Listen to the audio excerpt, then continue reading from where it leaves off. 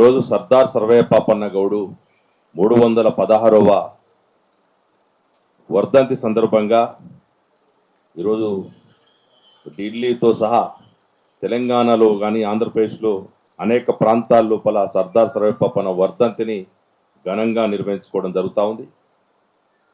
ఈ సందర్భంగా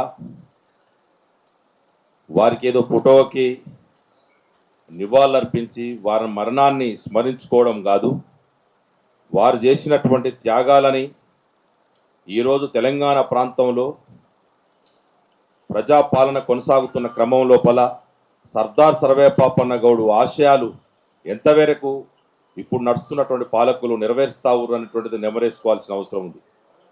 ఫోటోకి వచ్చినాం కదా, విగ్రహాలకి ఫోటోలకి దండలేసి ఏదో నివాళులు అర్పించిన మనం స్మరించుకున్నామని చెప్పేసి అనుకుంటే సరిపోదు. ఇప్పుడు పెద్ద ఎత్తున బీసీ ఉద్యమం నడుస్తున్న క్రమం లోపల ఈ వాదం నడుస్తున్న సందర్భంలో ఆనాడు 380 సంవత్సరాల క్రితమే సర్దార్ సర్వయ్య పాపన్న ఈ ప్రాంతాన్ని ఏలి గోలుకొండకు రాజై కుమ్మరి, కమ్మరి, సాకలి, ముదిరాజు, మాల, మాదిగ, దూదేకుల మిగతా అన్ని కులాలను కలుపుకొని ఆయన సైన్యంలో భాగస్వాములు చేసి మొత్తం సస్యశ్యామల పరిపాలన ఎట్లా కొనసాగించిందనేటువంటిది మనకు ముందున్నటువంటిది.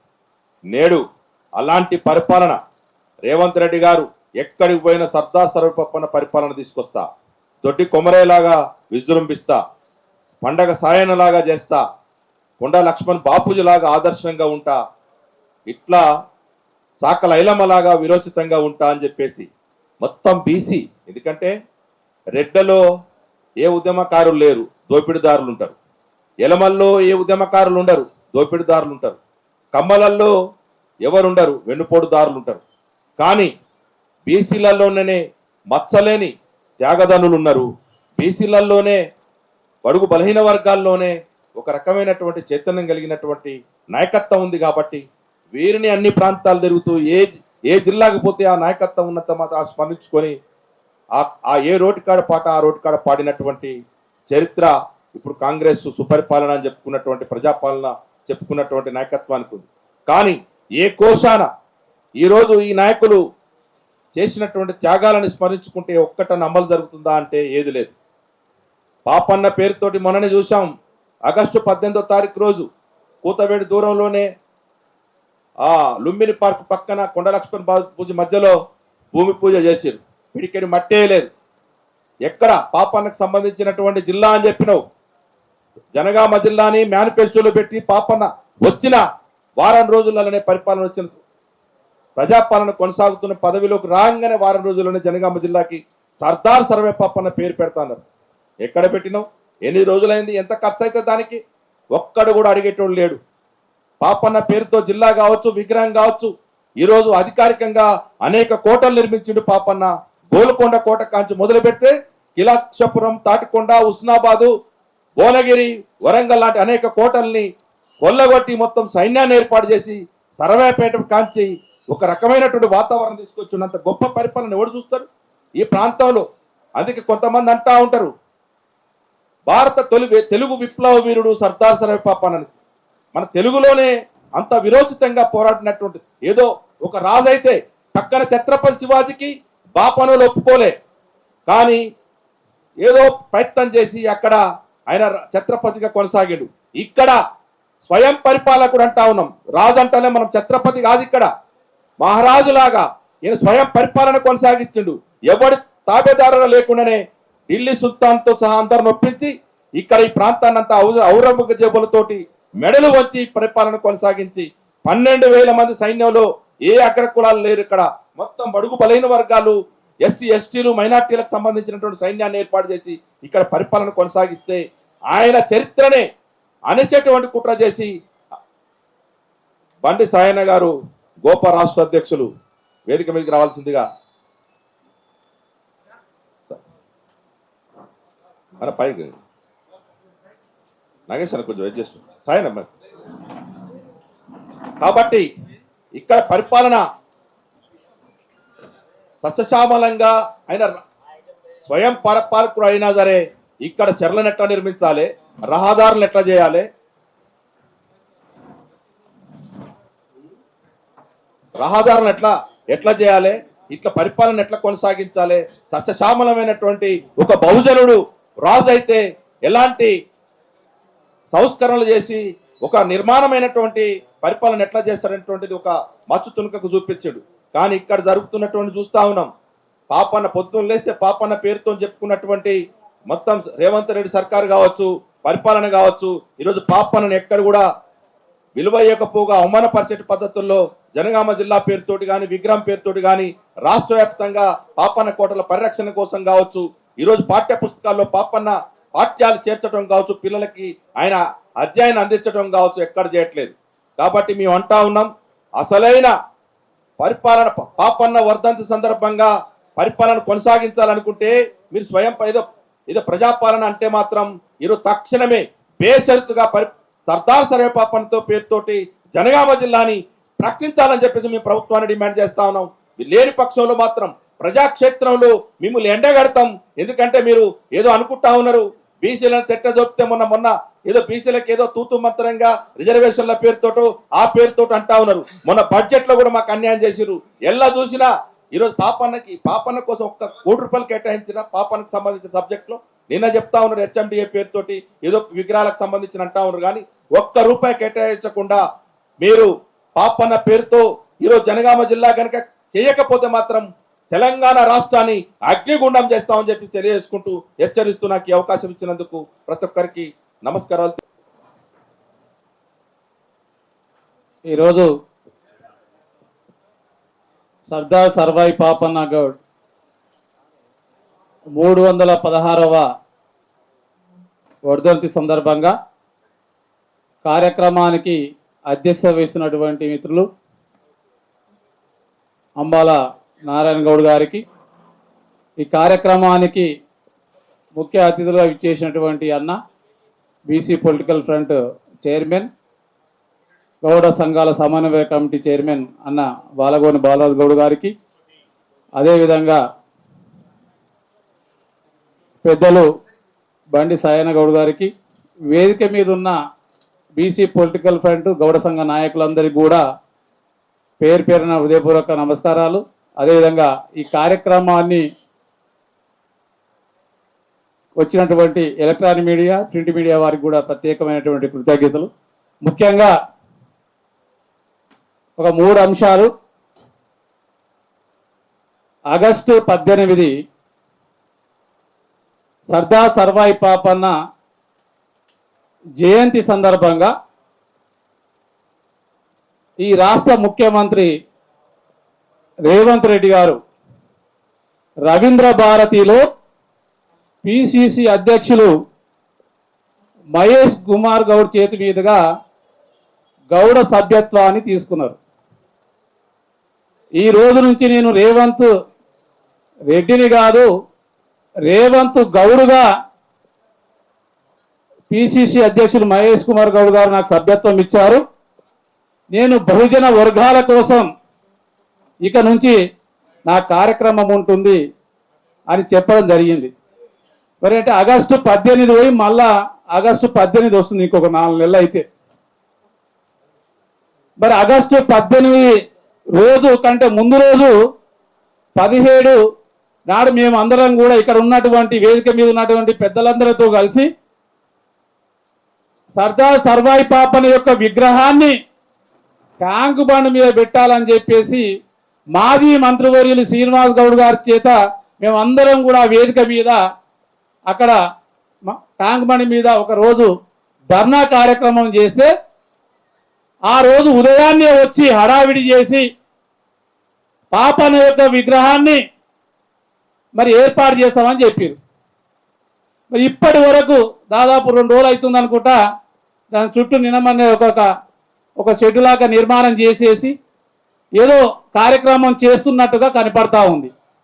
మేము ఈ రాష్ట్ర ప్రభుత్వానికి విజ్ఞప్తి చేస్తా ఉన్నాం, ఆగస్టు 18 లోపు ట్యాంగు బండ్ మీద ఈ యొక్క సర్దార్ సర్వాయి పాపన్న యొక్క విగ్రహాన్ని ఏదో మామూలుగా పెట్టి ఏదో చేతులు తులుపుకోవడం అంటే కాదు. ఈరోజు డాక్టర్ బాబాసాహెబ్ అంబేద్కర్, రాజ్యాంగ నిర్మాత డాక్టర్ బిఆర్ అంబేద్కర్ యొక్క విగ్రహాన్ని ఏ విధంగా అయితే ట్యాంక్ బండి మీద పెట్టారో తెలంగాణ మొట్టమొదటి అంటే దేశంలోనే తెలంగాణలే కాదు దేశంలోనే మొట్టమొదటి బహుజన చక్రవర్తి సర్దార్ సర్వాయి పాపన్న ఒక బహుజన వర్గాల కోసం బహుజన వర్గాలకు రాజ్యాధికారం రావాలని చెప్పేసి ఈ దేశంలో రాష్ట్రంలో కుల వివక్షత పోవాలని చెప్పేసి వృత్తి కులాలకు న్యాయం జరగాలని చెప్పేసి పోరాటం చేసినటువంటి మహనీయుడు సర్దార్ సర్వాయి పాపన్న గౌడ్. కాబట్టి వెంటనే రాష్ట్ర ప్రభుత్వం గౌడ సంఘాలతోటి బీసీ సంఘాలతోటి వెంటనే ఒక కమిటీ వేసి విగ్రహాన్ని ఏర్పాటు చేయాలని చెప్పేసి ఈ వేదిక ద్వారా డిమాండ్ చేస్తూ, అదేవిధంగా మొన్న ఉదయమే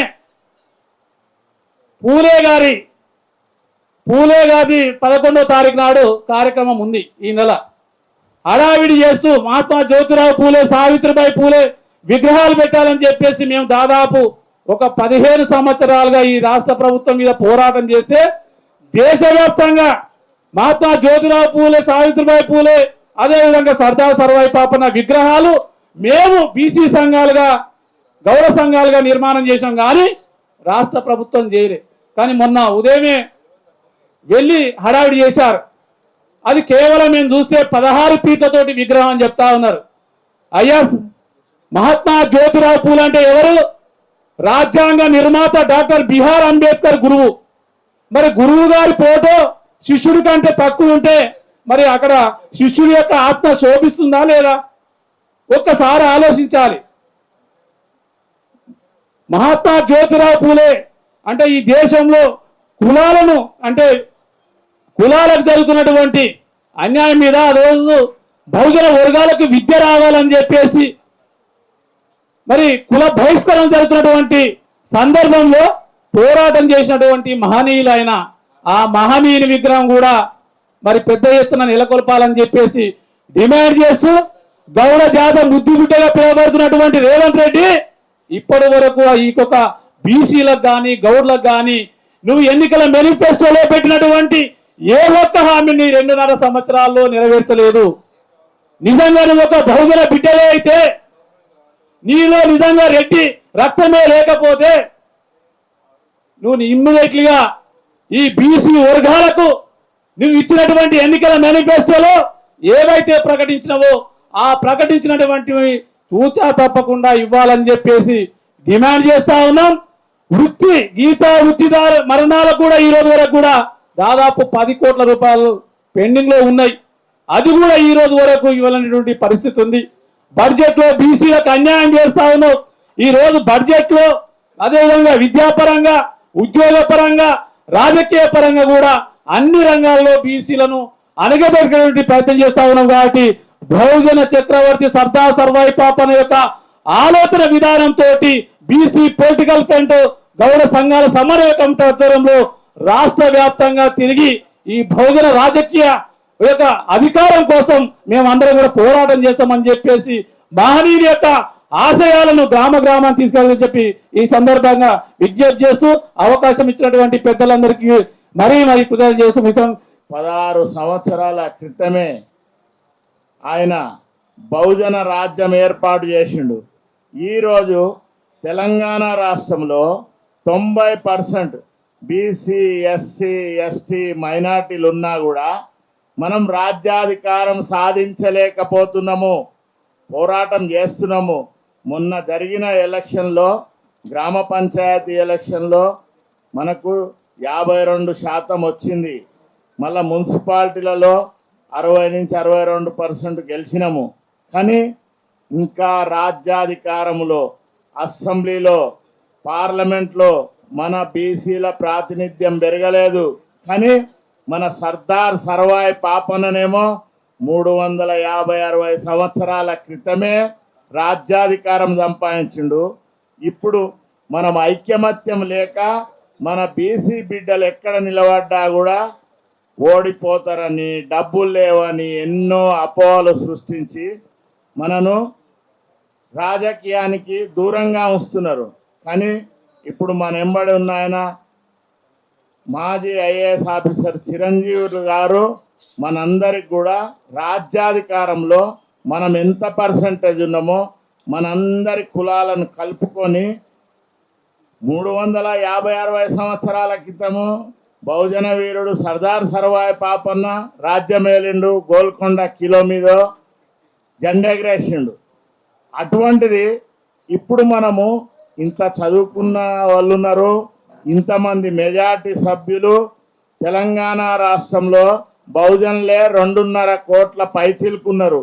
కానీ రాజ్యాధికారంలో మన వాటా మనకు దక్కడం లేదు. ఇప్పుడు 78 సంవత్సరాలు అయింది, కానీ దరిదాపులకు కూడా రానియరు మనను అగ్రవర్ణాల వారు. ఏదో ఒక సాకు చూపుతారు. అందుకే ఇప్పుడు మనం ఈ వీరుణ్ణి ఆదర్శంగా తీసుకొని మనం అందరం కూడా తెలంగాణ రాష్ట్రంలో మొదలు ఐకమత్యం కావాలి. అన్ని బడుగు బలహీన వర్గాలందరూ వాళ్ళ అవసరానికి సామాజిక న్యాయం అని ఒక కుట్ర చేస్తారు. చేసి మనకు 42% ఇస్తా అంటారు. అరే మీరెవర్రా మాకు 42% ఇవ్వనీకి? మేమే 90% ఉన్నోళ్ళము. ఎందుకు మనం వెనకబడుతున్నాము? ఐక్యమత్యం అనేది లేక మన దాంట్లో మనకు లేనిపోని సృష్టించి ద్వేషాలు సృష్టించి మనని ఐకమత్యం కానియరు. కానీ ఇప్పుడు అయ్యే సందర్భం వచ్చింది. మన బహుజన వీరుణ్ణి ఆయనను ఆదర్శంగా తీసుకొని మనం తప్పక పనిచేస్తాం. మనము ఈ ప్రభుత్వం ఏమన్నది ఎలక్షన్ మొదలు 5 డిమాండ్లు పెట్టింది. జనగామ జిల్లాకు సర్దార్ సర్వాయి పాపన్న జిల్లాగా నామకరణం చేస్తా అని చెప్పింది. కానీ 2.5 సంవత్సరాలు గడిచినా కూడా అటువంటి ఆలోచన ఈ ప్రభుత్వానికి రాలేదు. ఈ ముఖ్యమంత్రి ఏమంటాడు? పిసిసి ప్రెసిడెంట్ గారు రేవంత్ గౌడ్ అంటాడు, నువ్వు గౌడ్ ఎట్లయితావురా నాయన? తాళ్ళెక్తావా? నువ్వు కళ్ళమ్ముతావా? నీ ఆ సత్తా లేదు నీకు. రాజ్యం మేలుకోవాలనున్నది, మా ఓట్లు వేయించుకోవాలనే తపన తప్ప నువ్వు అధికారంలో మా బడుగు బలహీన వర్గాలకు మా వాటా మాకు ఇయ్యమంటేనే ఎందులో కూడా మనకు సమానత్వము మేమున్న పర్సెంటేజ్ ప్రకారం నువ్వు ఇవ్వడం లేదు. మొన్న జరిగిన బడ్జెట్లో మాకు ఎంత అవమానకరంగా మా సారు బడ్జెట్ కంటే మొదలు కూడా మేమందరం కలిసి మేము ఇక్కడనే సమావేశం పెట్టినాము. మాకు రావాల్సిన వాటా గురించి మేము వివరించినాము. అది మాకు దక్కనీయలే. ఎక్కడ చూసినా బడుగు బలహీన వర్గాల మీద, బహుజనుల మీద, అక్కడ చూస్తే కొమ్మర గ్రామంలో, ఇక్కడ చూస్తే ఖమ్మము వెలగబట్లలో ఎంత అన్యాయానికి గురి అవుతుంది. బుల్డోజర్లు తెచ్చి మా బీసీలయి, బడుగు బలహీన వర్గాల ఎస్సీలయి అందరి ఇండ్లు కూలగొట్టే కార్యక్రమం. ఈ విధంగా జరుగుతున్న పాలన ప్రజాపాలన అంటాడు. ఏమనంటే రేవంత్ గౌడ్ అంటాడు, రేవంత్ యాదవ్ అంటాడు, ఇట్లా రకరకాల ముస్లింలు అంటాడు నిజామాబాద్లో. ఈ విధంగా అన్ని కథలు అల్లుకుంటా, కాలం గడుపుకుంటా, కాలయాపన చేసుకుంటా మా బహుజనులకు రాజ్యాధికారంలో మేమున్నమెంతనో అంత వాటా అగ్రవర్ణాల వారు దక్కనీయరు. ఎందుకంటే 10 సంవత్సరాలు పాలన చేసిన కేసీఆర్ కూడా సంక్షేమ పథకాలు ఇస్తుంటాడు, ఈ గొర్రెలు బర్రెలు చేపలు ఇస్తుంటాడు. కానీ రాజ్యాధికారంలో మేము ఎంతున్నామో అంత వాటా. అందుకే ఆ 360 సంవత్సరాల క్రితమే సర్దార్ సర్వాయి పాపన్న ఏం చేసిండు? అగ్రవర్ణాల వారిని దరిదాపులకు కూడా రానియలేదు కాబట్టే ఆయన రాజ్యాధికారం సంపాదించుండు, రాజ్యం వెళ్ళిండు. అందుకే ఈ వేదిక ద్వారా తెలియజేస్తున్నాము, మనకు వెలుమ ఆయన ఏం దగ్గర కాదు, రెడ్డి ఆయన ఏం దగ్గర కాదు. ఎవరు వచ్చినా మనను రాజ్యాధికారంలో మన వాటా మనకు దక్కనీయరు. కాబట్టి మనమే బహుజనులందరం ఐక్యమత్యమై తెలంగాణ రాష్ట్రంలో బహుజన రాజ్యం ఏర్పడే దిశగా సర్దార్ సర్వాయి పాపనను ఆదర్శంగా తీసుకొని ధర్మభిక్షం గారిని, చాకల ఐలమ్మను, పండుగ సాయన్నను, కొండ లక్ష్మణ్ బాపూజీ, దేశం చిన్నమల్లయ్య లాంటి వీళ్ళందరినీ కూడా ఆదర్శంగా తీసుకొని మన రాజ్యం ఏర్పడడానికి మనందరం ఐకమత్యంగా ఉంటే మనమే 90% ఉన్నోళ్ళము, 2.5 కోట్ల మంది ఉన్నాము. కాబట్టి మనకు రాజ్యాధికారం వస్తేనే మనం అందరం కూడా మన వాటా మనకు దక్కితేనే మనము నిజమైన నివాళి సర్దార్ సర్వాయి పాపన్నకు మనం ఇచ్చినట్టు లెక్క. ఆయన ఆశయాలను ఈ తెలంగాణ రాష్ట్రంలో గడప గడపకు తీసుకుపోవాలని మా బీసీ పొలిటికల్ ఫ్రంట్ మేము పెద్దలు చిరంజీవి గారిని ఆయన ఆదర్శంగా తీసుకొని ఆయన అడ్వైస్తోని మేము ఈ రాష్ట్రంలో బహుజన రాజ్యం ఏర్పాటు చేసే దిశగా మేము నిరంతరము తెలంగాణ రాష్ట్రంలో పోరాటం చేస్తాము. సర్దార్ సర్వాయి పాపన్న భూమి పూజ చేసినాక అక్కడ విగ్రహం పెట్టడానికి మేము ట్యాంక్ బోర్డు మీద ధర్నా చేసినాము. సర్దార్ సర్వాయి పాపన్న విగ్రహము పెడుతున్న దానికి ఏ విధంగా మా సూచనలే తీసుకోలేదు. ఏదో పెట్టినమా అంటే పెట్టినమా చిన్న విగ్రహం పెట్టేస్తే మేము బీసీ పొలిటికల్ ఫ్రంట్గా తెలంగాణ గౌడ సంఘాల సమన్వయ కమిటీ చైర్మన్గా మేము ఒప్పుకోము. ఈ ప్రభుత్వాన్ని హెచ్చరిస్తున్నాము. ఎందుకంటే పక్కనే ఉన్న భారత రాజ్యాంగ నిర్మాత బాబాసాహెబ్ అంబేద్కర్ గారి విగ్రహం ఎట్లుందో ఆ విగ్రహం మాదిరిగా పక్కకు పెట్టబోయే మన విగ్రహాన్ని ఆ విధంగానే ఉండాలి. మరియు జ్యోతిరావు పూలే విగ్రహం కూడా ఏదో ఒక 16 ఫీట్లకే పరిమితం చేస్తే మా బీసీల రాజ్యం ఏర్పడాక మా బహుజన రాజ్యం ఏర్పడాక మేము కూడా అక్కడ గుజరాత్లో పెట్టిన సర్దార్ పటేల్ విగ్రహం ఎట్లనో ఆ విధంగా అంత ఎత్తైన విగ్రహాన్ని పెడతాం. ఎందుకంటే బాబాసాహెబ్ అంబేద్కర్కే గురువు జ్యోతిరావు పూలే గారు, సావిత్రిబాయి పూలే గారు, వాళ్ళ విగ్రహాలు అంత ఎత్తున పెట్టి వాళ్ళని గౌరవిస్తాం. ఎందుకంటే బీసీల గురించి వాళ్ళ ప్రాణాలే త్యాగం చేసిన చరిత్ర ఉంది. అట్లా 360-70 సంవత్సరాల క్రితమే మా సర్దార్ సర్వాయి పాపన్న బహుజన రాజ్యం ఏలిండు కాబట్టి ఆయనను ఆదర్శంగా తీసుకుంటాము. ఈ తెలంగాణ రాష్ట్రంలో బహుజన రాజ్యం ఏర్పడే దిశగా మేము గట్టిగా ప్రయత్నం చేస్తాం. ఎందుకంటే వీళ్ళు మాట తప్పిన ఈ కాంగ్రెస్ పార్టీ, ఎందుకంటే భారత్ జోడో యాత్రలో ఎన్ని ప్రగల్భాలు చెప్పిండు రాహుల్ గాంధీ. మొన్న వికారాబాద్కు వచ్చి కూడా కుమ్మెర గురించి వెలగబట్ల గురించి ఒక్క మాట మాట్లాడలే. ఎందుకంటే కాంగ్రెస్ పార్టీ ప్రభుత్వం ఉంది కాబట్టి జరుగుతున్న అన్యాయాలను ఒక్క మాట అయినా మాట్లాడిన పాపాన పోలే. అధికారం వచ్చేదాకా కామారెడ్డి డిక్లరేషన్లో బీసీల గురించి ఎన్నో మాటలు చెప్పిండు.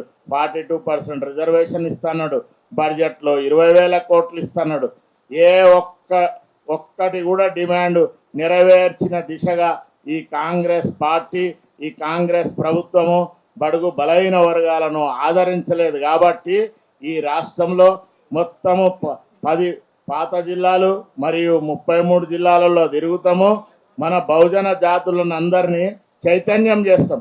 ఎందుకంటే 350-60 సంవత్సరాల క్రితమే ఏ సామాజిక ఇవన్నీ సోషల్ మీడియా లేనప్పుడే ఆయన బహుజనుడు రాజ్యమేలి ఆయన ఆశయాన్ని మనం తీసుకుపోవాలి, మన పోరాటం చేయాలి.